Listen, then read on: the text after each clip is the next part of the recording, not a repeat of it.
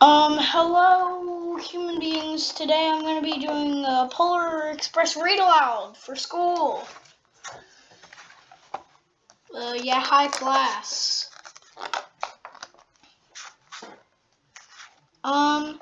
So, yeah, I have an officially signed book. What about it? I mean, you can't see it, but it's...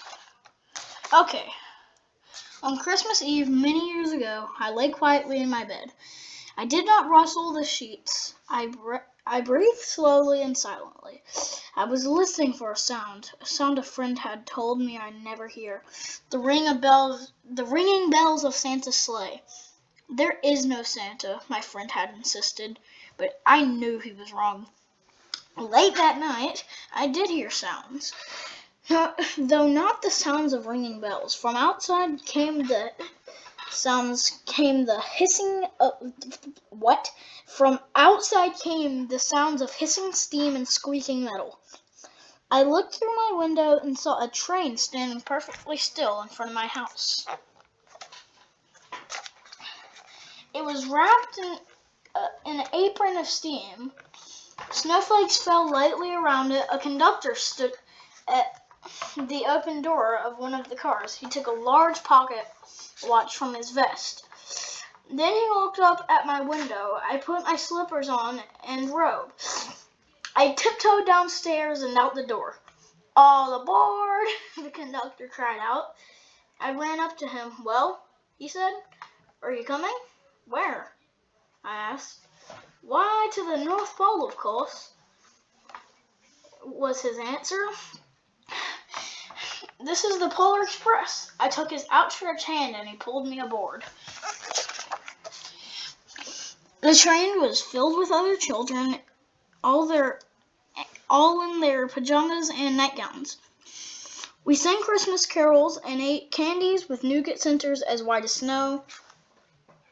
You know that sentence? Class, you know that sentence, right? We drank hot cocoa as thick and rich as melted chocolate bars. Outside the lights of towns and villages flickered in the distance as the Polar Express raced northward. Soon there were no more lights to be seen.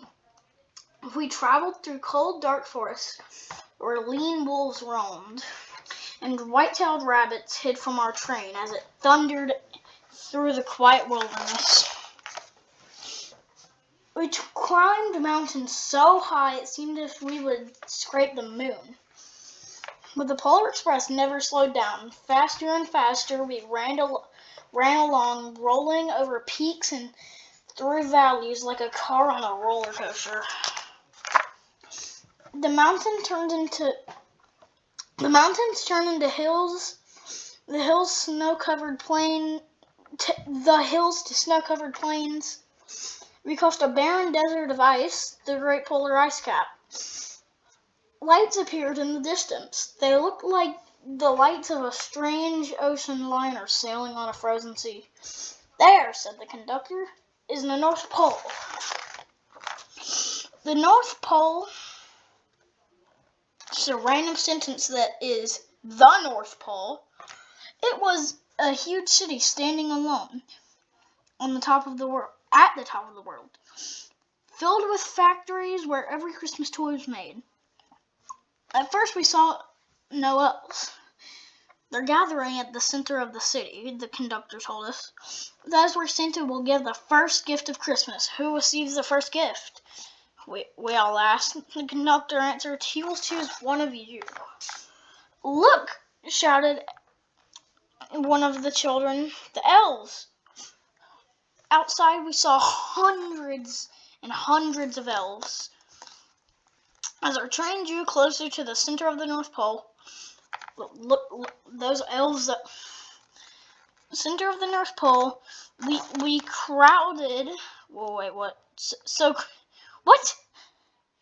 We slowed to a crawl, so crowded were the streets of Santa's helpers. When the Polar Express could go no farther, we stopped and the conductor led us outside. We pressed through the crowd to the edge of a large open circle. In front of us stood Santa's sleigh. The reindeer were excited. They pranced and paced, ringing the silver sleigh bells that hung from their harnesses. It was a magical sound, like nothing I'd ever heard. Across the circle, the elves moved apart, and Santa Claus appeared. The elves cheered wildly. He marched over to us and pointing to me, said, "Let's have this fellow here." He jumped into his sleigh. The conductor handed me up. I sat on Santa's knee and he asked, "Now, what would you like for Christmas?" I knew that I could have any gift I could imagine. But the very thing I wanted the most for Christmas was not inside Santa's giant bag. What I wanted more than anything was one of the silver bells from Santa's sleigh. And I asked Santa smiled. Then he gave me a hug and told an elf to cut a bell from a reindeer's harness. I don't know why I said cut a bell like so aggressively. From the reindeer's harness. The elf tossed it up to Santa. He stood holding the bell high above him and called out, "The first gift of Christmas." A clock struck midnight as the elves roared their approval. Santa handed the bell to me, and I put it in my bathrobe pocket. The conductor helped me down from the sleigh.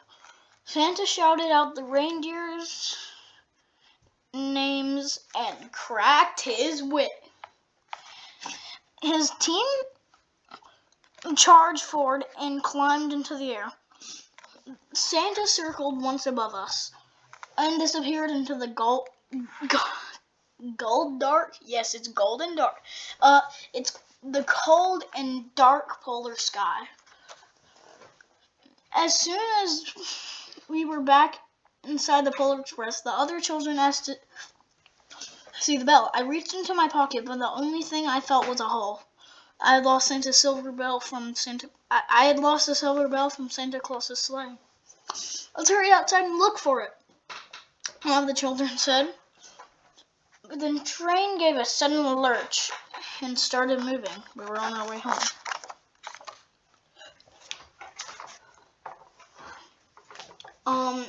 It broke my heart to lose the bell. When the train reached my house, I sadly left the other children. I stood at my doorway and waved goodbye. A conductor said something from the moving train. I couldn't hear him. "What?" I yelled out. He cupped his hands around his mouth. "Merry Christmas!" he shouted. The Polar Express let out a loud blast from its whistle and sped away. On Christmas morning, my little sister Sarah and I opened up our presents. When it looked as everything had been unwrapped, Sarah found one last small box behind the tree. It had my name on it. Inside was the silver bell. There was a note. "Found this on the seat of my sleigh. Fix that hole in your pocket. Signed, Mr. C." I shook the bell. It made the most beautiful sound my sister and I had ever heard. But my mother said, "Oh, that's too bad." Yes, said my father. "It's broken." I had shaken my bell. My parents had not heard a sound.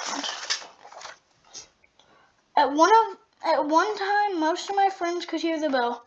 As years passed, it fell silent for all of them. Even Sarah found one Christmas that she could no longer hear its sweet sound. I've grown old. The bell still rings for me, as it does for all who truly believe. And that was a great Christmas story. Goodbye, human beings who do stuff. And yeah, do the thing that did.